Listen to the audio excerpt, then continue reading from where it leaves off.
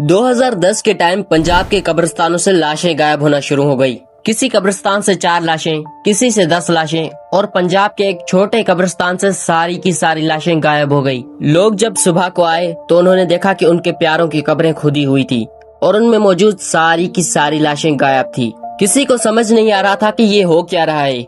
कई लोगों ने इस वाक़े को अल्लाह का अज़ाब बताया और कुछ लोगों ने बताया कि ये किसी जादूगर का काम है, क्योंकि जादू के लिए भी मरी हुई लाशों का इस्तेमाल होता है। और कुछ लोगों ने ये अंदाजा लगाया कि ये किसी जंगली जानवर का काम है, पर उन सब के लगाए हुए अंदाजे गलत थे। ऐसा कुछ नहीं था। 4 महीने तक लगातार लाशें गायब होती गई और 4 महीनों के बाद आखिरकार पुलिस ने पता लगा लिया कि ये लाशें क्यों गायब हो रही थी और उन लाशों के साथ होता क्या था। ये सब जानकर आपके होश उड़ जाएंगे। ये कहानी शुरू होती है 4 अक्टूबर 2010 को। सायरा परवीन नामी लड़की जो पंजाब के एक गांव दरिया खान में रहती थी, वो ट्यूशन से शाम 7 बजे अपने घर वापस जा रही थी और रास्ते में एक कब्रिस्तान भी पड़ता था। सायरा जब वहाँ से गुजर रही थी तो उसने कब्रिस्तान के अंदर एक अजीब चीज देखी। उसने देखा कि कब्रिस्तान के बीचों बीच कोई चल रहा था और उसके जिस्म पर कफन लिपटा हुआ था। वो कोई साया था या कोई इंसान, उसको अंधेरे में ये तो नजर नहीं आ रहा था, लेकिन वो बहुत ही डर गई थी, इसलिए वो जल्दी जल्दी चलने लगी और अपने घर की तरफ बढ़ने लगी। सायरा ने घर पहुंचते ही ये सब बातें अपने वालिदैन को बता दी, पर उन्होंने इस बात पर यकीन नहीं किया और उन्होंने बोला कि ये सब तुम्हारा वहम है। अगर वहाँ कोई था भी तो वो एक इंसान होगा जो कब्रिस्तान पर फातिहा पढ़ने आया होगा। खैर, ये सब बातें यहीं पर खत्म हो गई। अगले दिन सायरा अपने ट्यूशन के लिए चली गई, लेकिन जब छुट्टी का वक्त आया तो वो घर वापस नहीं आई। वैसे तो सायरा शाम को 7 बजे घर वापस आ जाती थी, लेकिन अब 8 बज गए थे तो उसके घर वालों ने ट्यूशन कॉल करके पूछा कि सायरा अभी तक घर वापस क्यों नहीं आई। लेकिन ट्यूशन वालों ने बताया कि सायरा तो बहुत पहले ही यहाँ से निकल गई थी। ये सब सुनकर उसके घर वालों के होश उड़ गए तो उन्होंने फौरन अपने रिश्तेदारों से पूछा कि शायद सायरा उनके घर गई होगी, लेकिन उन्होंने भी साफ इनकार कर दिया। फिर उन्होंने सायरा के दोस्तों से पता लगाने की कोशिश की, लेकिन सायरा का कुछ पता नहीं चल रहा था। रात के 11 बजे जब उसके घर वाले इसको ढूंढ रहे थे तो उन्होंने देखा कि उसी कब्रिस्तान की सड़क पर सायरा की लाश पड़ी हुई है। ये देखकर उनकी तो जैसे दुनिया ही खत्म हो गई। उन्होंने पुलिस को बुलाया, लेकिन पुलिस को कुछ समझ नहीं आ रहा था कि इसकी मौत हुई कैसे। और दूसरी तरफ पुलिस को सायरा के कदमों के अलावा वहाँ किसी और के कदमों के निशान नहीं मिल रहे थे और न ही उसके जिस्म पर मारने के या काटने के निशान थे, जिससे ये जाहिर हो कि इसको किसी ने कत्ल कर दिया है। खैर, अगले दिन उसको मजहबी रसूमात के मुताबिक उसी कब्रिस्तान में दफन कर दिया गया। हद तो तब हो गई जब अगले दिन उसके घर वाले उसकी कब्र पर फातिहा पढ़ने आए तो उन्होंने देखा कि सायरा की कब्र खुदी हुई थी और उसके अंदर मौजूद सायरा की लाश गायब थी। ये सब देखकर उनके होश उड़ गए। उन्होंने जल्दी से अपने रिश्तेदारों को उस कब्रिस्तान में बुलाया और जो भी फैमिली मेंबर आता और खाली कब्र देखता तो उनकी रूह कांप जाती। उन्होंने बहुत ढूंढा, यहाँ तक कि पुलिस को भी इन्वॉल्व किया, लेकिन सायरा की लाश का कुछ पता नहीं चला। सायरा की यूं अचानक मौत हो जाना और उसकी कब्र से उसकी लाश गायब हो जाना, इन सब चीजों ने मोहल्ले में खौफ पैदा कर दिया। इस वाक़े के 1 हफ्ते बाद उसी इलाके के एक इमाम साहब जो रात को इशा की नमाज पढ़ा के अपने घर वापस आ रहे थे तो उन्होंने देखा कि कब्रों के बीच एक अजीब चीज भाग रही है और उसने अपने पूरे जिस्म में कफन लिपटा हुआ है। रात बहुत हो गई थी, उनको भी कुछ खास दिखाई नहीं दे रहा था।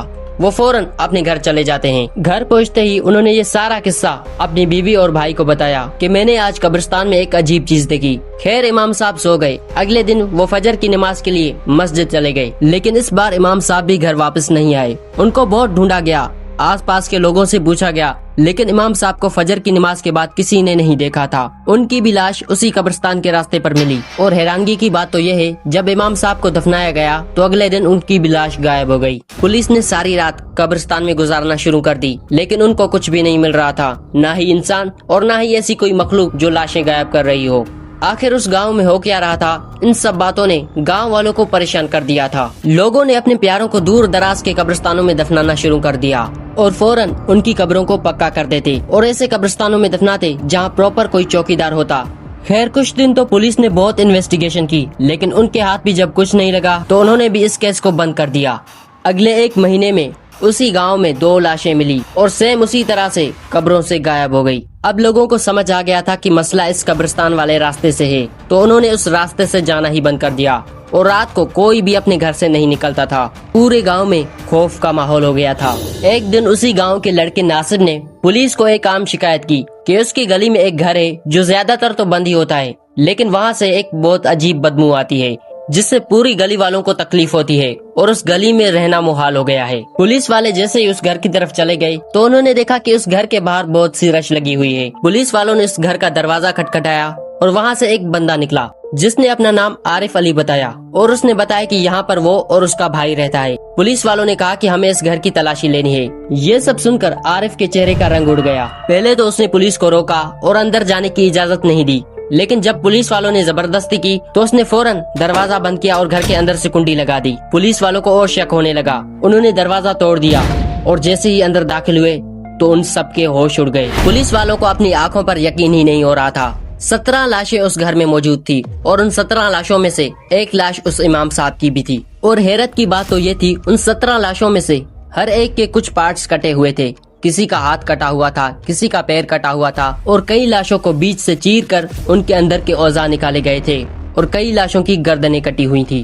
پولیس نے اس بندے سے یعنی عارف سے پوچھا کہ یہ سب لاشیں یہاں پر کیا کر رہی ہیں، تو اس نے کچھ جواب نہیں دیا، بس اس نے ایک اشارہ کیا اپنی کچن کی طرف۔ پولیس والے جیسے ہی کچن میں داخل ہوئے تو ان کے پیروں تلے زمین نکل گئی۔ کچھ پولیس والے تو وہاں کا منظر دیکھ کر ہی باہر بھاگ گئے۔ وہاں پر ایک بڑے سے پتیلے میں موجود ان لاشوں کے پارٹس پکائے جا رہے تھے اور عارف کا بھائی وہاں پر ان لاشوں کو کھا رہا تھا۔ پولیس نے فوراً ان دونوں بھائیوں کو اریسٹ کیا اور جب ان سے پوچھا گیا تو انہوں نے بتایا کہ یہ قبرستانوں سے لاشیں نکال کر ان کا گوشت کھاتے ہیں، اور انہوں نے بتایا کہ قبرستان میں وہ جو کفن والا آدمی ہے وہ یہ دونوں نہیں ہیں، انہوں نے کسی کا قتل نہیں کیا، یہ بس قبروں سے لاشیں نکال کر کھاتے ہیں۔ اصل حیرانگی کی بات تو یہ ہے جب ان دونوں بھائیوں کو اگلے دن کورٹ میں پیش کیا تو پاکستان کے آئین میں آدم خوروں کے لیے کوئی سزا نہیں تھی۔ مطلب کوئی شخص اگر زندہ انسان کو نقصان پہنچاتا ہے یا اس کو قتل کرتا ہے اس کے لیے تو سزا تھی، لیکن اگر کوئی انسان مردہ لاش کو کھا جاتا ہے اس کے لیے کوئی سزا نہیں تھی۔ اس لیے ان دونوں کو مردہ انسانوں کی توہین اور ان کو کھانے کی وجہ سے کورٹ نے ان دونوں کو 2 سال کی سزا دی۔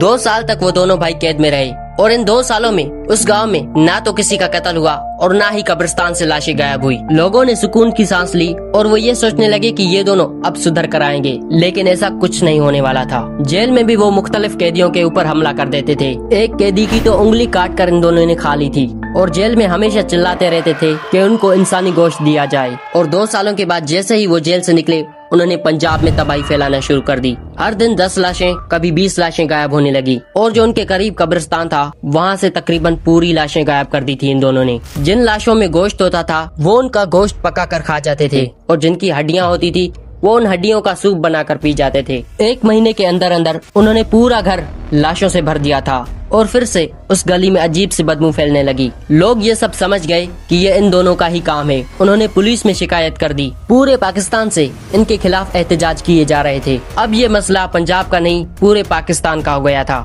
تو اس بار پولیس نے بھی ان دونوں کے اوپر کوئی رحم نہیں کیا اور جب ٹھیک سے ان دونوں کی ریمانڈ لی گئی تو انہوں نے بتایا کہ وہ کفن والا آدمی بھی یہ دونوں ہی تھے۔ یہ دونوں پہلے آدمیوں کو مارتے تھے اور ان کی قبروں سے لاشیں نکال کر کھا جاتے تھے۔ جب پولیس نے ان سے پوچھا کیوں کھاتے ہو انسانی گوشت تو انہوں نے بتایا کہ بہت سال پہلے ایک بابا نے انہیں بتایا کہ جب تم انسانی گوشت کھاؤ گے تو تمہاری ساری مرادیں پوری ہو جائیں گی۔ پہلے تو شوق میں انہوں نے انسانی گوشت کھانا شروع کر دیا، لیکن اب ان کا یہ نشہ ہو گیا ہے۔ ان کی یہ درندگی دیکھ کر 17 نومبر 2012 کو کورٹ نے ان کو 14 سال کی سزا سنا دی۔